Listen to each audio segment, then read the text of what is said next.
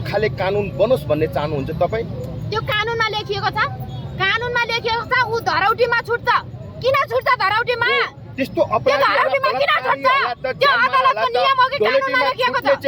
कानुन बनाउनु भएन। अब त्यस्तो सजाय दिनु पर्यो कि जिन्दगीभर जेलमा सड्ने सजाय त अब कानुन बनाउनु पर्यो नि त बलात्कारीहरूको लागि। अब उलाई फाँसी पनि चाहिँदैन।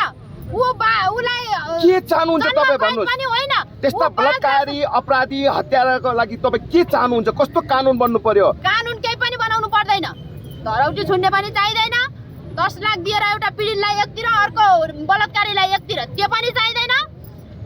अब त्यो पीडितलाई जिन्दगीभरिको लागि जिम्मा लिनु पर्यो। उसले लिन्छ कि उसको फ्यामिलीले लिन्छ? उसलाई चाहिँ त्यो बाँच्दासम्म बलात्कारी जोसुकै होस्, 16 वर्षको बच्चा होस्, 80 वर्षको बुढो होस्, जोसुकै होस्, त्यो बाँच्दासम्म यो खुल्ला आकाशमा नदेखियोस्। त्यो भन्न चाहन्छु म। कानुन पनि त्यो बनाओस्।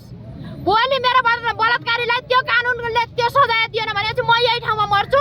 सरकारले जिम्मा लिन्छ कि पुलिस प्रशासनले जिम्मा लिन्छ कि